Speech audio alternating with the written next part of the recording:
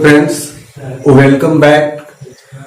दोस्तों, आप देख रहे हैं आपका अपना पसंदीदा YouTube channel English with Dilip sir. तो दोस्तों, आज हम लोग डिस्कस करेंगे एक जॉन कीट्स द्वारा रचित पोएम ओड टू ऑटम। तो सबसे पहले हमेशा की भांति कविता शुरू करने से पहले हम लोग राइटर के बारे में उनका जो इंट्रोडक्शन पार्ट है उसको देखेंगे। ये आपके वेरियस कॉम्पिटेटिव एग्जाम के लिए बहुत ही इंपॉर्टेंट है। तो चलिए सबसे पहले देखते हैं। आपका चैप्टर है ओड टू ऑटम। इसके रचनाकार हैं आपके जॉन कीट्स। तो John Keats was born in London on 31 October 1795। तो जॉन कीट्स का जन्म 31 अक्टूबर 1795 को लंदन इंग्लैंड में हुआ था। तो कोई भी डेट आपका फिक्स्ड हो, डे हो, डेट हो, फिक्स्ड हो तो उसके पहले ऑन प्रीपोजिशन का प्रयोग करते हैं दोस्त। उसके बाद याद रखिएगा, यदि एग्जैक्ट स्थान की बात करें तो एक मुनफिल्ड नामक स्थान पे उनका जन्म हुआ था, मुनफिल्ड। तो लंदन इंग्लैंड में है, तो आपका लंदन हो, मुनफिल्ड हो ऑप्शन में, या इंग्लैंड हो, आपका आंसर सही होगा। तो मुनफिल्ड, London, England. He died at the age of 25 on 23rd February 1821। उनका मृत्यु 23 फरवरी 1821 को 25 वर्ष की अवस्था में हो गई थी। और इनका जो मृत्यु हुआ था दोस्तों, याद रखिएगा, रोम में हुआ था, रोम इटली। रोम इटली में हुआ था 23 फरवरी 1821 को। और इनके मृत्यु का कारण था ट्यूबरक्लोसिस। तो चलिए दोस्तों, थोड़ा सा इनके पेरेंट्स के बारे में भी जान लेते हैं। इनके पिता का नाम था थॉमस कीट्स और माँ का नाम था, मदर का नाम था फ्रांसिस जेनिंग्स। तो पिता की मृत्यु घोड़े से गिरने के कारण हुई थी और माँ का मृत्यु जो हुआ था दोस्त, वो ट्यूबरक्लोसिस से ही हुआ था। अब जो भी कारण हुई, इनका भी मृत्यु ट्यूबरक्लोसिस से हुआ। तो आगे बढ़ते हैं। अगला पॉइंट है कि he published only 54 poems। उन्होंने केवल 54 poems को ही पब्लिश किया। याद रखिएगा, he published only 54 poems। ये इंपॉर्टेंट पॉइंट है। अब देखिए, यहाँ पे जो आपके इंटर के लिए जो सबसे इंपॉर्टेंट पॉइंट आपके सामने आता है वो है कि he was an English romantic poet। वह एक रोमांटिक पोएट थे दोस्तों। यदि हम बात करें फादर ऑफ रोमांटिक पोएट या revival of romantic father of romantic poetry या रिवाइवल ऑफ रोमांटिक पोएट्री, तो उसमें दोस्तों आपका नाम आता है विलियम वर्ड्सवर्थ। क्या नाम आता है? William Wordsworth. और बात करें हम विलियम वर्ड्सवर्थ कैसे पोएट है, उनकी पॉपुलैरिटी किस प्रकार की पोएट्री में है, तो वह है आपके नेचर्स पोएट है। क्या है? Nature's poet. तो दोस्तों आगे बढ़ते हैं। जो भी इंपॉर्टेंट पॉइंट हो आप लिखते चलिएगा। अगला है कि his ambition to become to a poet, his ambition to become a poet was fired by his first acquaintance with Spenser's Fairy Queen। तो दोस्तों एम्बिशन में होता है लक्ष्य, और fired by his first acquaintance में होता है आपका परिचय। तो जब वो पहली बार, जब वो स्पेंसर की एक रचना है फेरी क्वीन, इससे परिचित हुए, इसका अध्ययन किए, तो उनमें कवि बनने की लालसा उत्पन्न हो गई। दोस्तों कवि बनने की लालसा उत्पन्न हो जाती है जब वह स्पेंसर के फेरी क्वीन का अध्ययन करते हैं। तो आपके परीक्षा में ये भी आता है कि फेरी क्वीन के रचनाकार कौन है, तो आपके हैं एडमंड स्पेंसर। तो याद रखिएगा स्पेंसर। और हिज फर्स्ट पोएम, और उनकी जो पहली कविता है उसका नाम है lines in imitation of Spencer. Lines in imitation of Spencer, जिसका पब्लिकेशन दोस्तों 1814 में हुआ था, 1814 में हुआ था। और his first volume of poetry, उनकी कविताओं का जो पहला वॉल्यूम आया इंटाइटल, जिसका शीर्षक था पोएम्स, उसका पब्लिकेशन हुआ 1817 में, 1817 में। इनकी एक कविता है इंडोमियन, इनकी एक बहुत ही फेमस कविता है Endymion, was well appreciated by Wordsworth. इसकी प्रशंसा वर्ड्सवर्थ के द्वारा बहुत ही की गई। एप्रिशिएट का लेटर आप याद रखिएगा, यहाँ पे आई मत लिखिएगा, आप ध्यान रखिएगा, एप्रिशिएटेड प्रशंसा करना। तो जॉन कीट्स की एक रचना थी इंडोमियन, जिसका खूब प्रशंसा किए थे आपके कवि वर्ड्सवर्थ साहब। पूरा नाम विलियम वर्ड्सवर्थ, और विलियम वर्ड्सवर्थ एक आपके फादर ऑफ रोमांटिक पोएट्री है। रोमांटिक पोएट्री याद रखिएगा, फादर ऑफ रोमांटिक पोएट्री। और ये जो आपका इंडोमियन पोएम था जॉन कीट्स का, इसका पब्लिकेशन दोस्तों हुआ था आपका 1888 में। तो चलिए दोस्तों आगे बढ़ते हैं, और इंट्रोडक्शन में कुछ पॉइंट्स है, कुछ स्ट्रक्चर्स है लेखक जो इनका ओड है, ओड को समझेंगे और तब हम अपने पोएम को शुरू करेंगे। तो चलिए दोस्तों आगे बढ़ते हैं और देखते हैं इनकी जो ओड्स हैं। दोस्तों ओड्स मीन्स एक प्रशंसा गीत होता है, इसे हम लिरिक भी बोल सकते हैं, लेकिन यह किसी सीरियस मैटर पे लिखा जाता है। तो इनकी 5 ओड्स बहुत ही फेमस है, आपको इनका नाम याद रखना होगा। On indolence, on aggression, on to Psyche, to a nightingale और ऑन मेलनकॉली।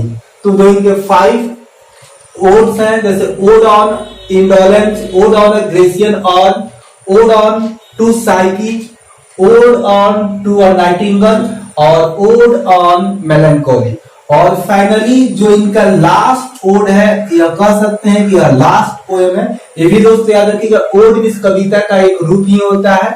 तो जो इनका आखिरी पोएम है, आखिरी ओड है, इसके बाद परहैप्स वो कुछ नहीं लिख पाए। ओड टू ऑटम, जो हम लोग आज के सेशन में पोएम डिस्कस करेंगे, वही है ओड टू ऑटम। यह इनका आखिरी ओड था। Made him a great romantic poet of English literature. अंग्रेजी साहित्य में इनको एक महान रोमांटिक पोएट के रूप में स्थापित करने में जो सबसे ज्यादा श्रेय है आपका ओड टू ऑटम का है। इसके अलावा 2 और है, लामिया और हाइपर्सन का भी रोल है। तो इतना आपको तैयार करना है इंट्रोडक्शन के बारे में। और एक कोट है जो इनसे संबंधित है, जो परीक्षाओं में पूछा जाता है कि यह कोट किसका है, कि a thing of beauty Joy for ever. जो सुंदरता की वस्तु होती है, जो सुंदरता की बात होती है, हमेशा के लिए ही प्रसन्नता होती है, खुशी होती है। तो यह कोट याद रखिएगा, a thing of beauty is a joy for ever. तो जो भी इंपॉर्टेंट पॉइंट्स हुए थे राइटर्स के बारे में, चैप्टर के बारे में, वो हम लोग डिस्कस कर चुके हैं। तो दोस्तों अब हम आगे बढ़ते हैं और अब हम लोग पोएम के पहले स्टैंजा को देखेंगे। यह जो पोएम है वह एक सीजन के 3 स्टेज को दर्शाता है कि उसमें कौन कौन सी घटनाएं घटित होती है, और बहुत ही खूबसूरत पोएम है दोस्तों। ये रहा हमारा पोएम। तो इसके लाइंस को हम कवर करेंगे, जो भी इंपॉर्टेंट वर्ड बताएंगे आप उसको लिखते चलिएगा। पहले 2 लाइन को देखते हैं। Season of mist and mellow fruitfulness, close bosom friend of the maturing sun. तो दोस्तों याद रखिएगा कि इस पोएम में हम बात कर रहे हैं एक मानसून की, एक सीजन के, जिसका नाम है ऑटम। तो ऑटम जो है ना, यहाँ पे है कि ऑटम की ही बात कर रहे हैं। तो ऑटम जो है वो क्या है, वो मिस कुहरा। यहाँ पे जो आपका वर्ड आया है मिस्ट, तो जो हम लोग यहाँ ठंडी में जो कुहासा सुबह में आपको दिखाई देता है, धुंध दिखाई देता है, उससे ही आशय है मिस्ट कुहरा। एंड मेलो फ्रूटफुलनेस, तो मेलो फ्रूटफुलनेस से आशय है पके हुए फल। तो ऑटम जो सीजन होता है वह मिस्ट और पके हुए फलों का एक सीजन होता है, एक मानसून होता है। और close bosom friend of the maturing sun, और जो ऑटम होता है उस परिपक्व सूर्य का, मैच्योरिंग सन का एक बेस्ट फ्रेंड होता है। क्लोज बोजम फ्रेंड भी होता है, बेस्ट फ्रेंड, अंतरंग मित्र।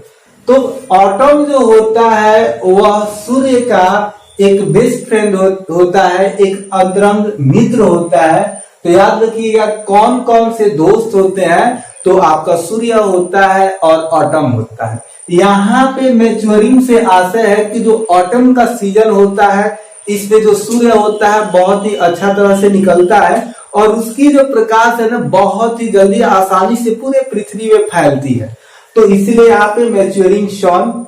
तो ऑटम जो होता है वह कुहासों का और पके हुए फलों का सीजन होता है और मैच्योरिंग सन का वह मित्र होता है, खास फ्रेंड, बेस्ट फ्रेंड होता है। तो आगे के लाइन में चलते हैं दोस्त। Conspiring with him to load and bless with fruit the vines that around the thatch eaves run. तो यहाँ पे जो कंस्पायर वर्ड आया है तो षड्यंत्र करना। कंस्पायर मीन्स क्या होता है दोस्त? षड्यंत्र करना। तो कंस्पायरिंग विद हिम, तो जो ऑटम है यह हिम सूर्य के लिए आया है। जो ऑटम है वो सूर्य के साथ षड्यंत्र करता है, अर्थात जो आपका सीजन है ऑटम और सूर्य मिलकर एक षड्यंत्र करते हैं और वो षड्यंत्र क्या करते हैं? To load and bless with fruit the vines. Vines means होता है दोस्तों अंगूर के लत्ते, राउंड मीन्स गोल गोल, द थैट ईव्स रन। तो जो थैट ईव्स मीन्स समझिए गोल गोल छज्जे। तो जो गोल गोल छज्जे होते हैं वह जो उस गोल गोल छज्जों के पास से जो ये पत्ते फैले हुए हैं, जो फल उसके चारों तरफ दौड़ रहा है, मतलब जो बिछे हुए हैं, उनको लोड कर देने का, ब्लेस कर देने का। लोड क्या करना है, ब्लेस क्या करना है, वो समझेंगे हम कि उनको कैसे, यहाँ पे एक वर्ड मिस लग रहा है, हाउ टू, कैसे उन्हें हम क्या कर दे, फलों से उनको लाद दे, ताकि to bend with apples the moss cottage tree. तो कॉटेज ट्री मीन्स होता है आपका जो बारिश के मानसून में जो काई लग जाते हैं पौधे पर, तो जो काईदार पौधे हैं, कॉटेज ट्री है, उनपे जो सेब के पौधे हैं वो क्या हो जाए, बेंड हो जाए, उनपे उन पौधों पर झुक जाए। कैसे मतलब उनको हम झुका दे, इसके लिए ऑटम और सन षड्यंत्र करते हैं कि किस प्रकार से जो अंगूर की लताएं, जो फल छज्जे के गोल गोल घूमी हुई हैं, और जो सेब है उसको कैसे हम मॉस कॉटेज ट्री पे बेंड कर दें, झुका दें। And fill all fruit with ripeness. दोस्तों राइटनेस मीन्स होता है पकाना या पका हुआ, पकना या पकाना। कोर मीन्स होता है बिल्कुल, जैसे कोई आपका फल है उसके बिल्कुल अंदर तक, मतलब बिल्कुल ही उसको पका देना।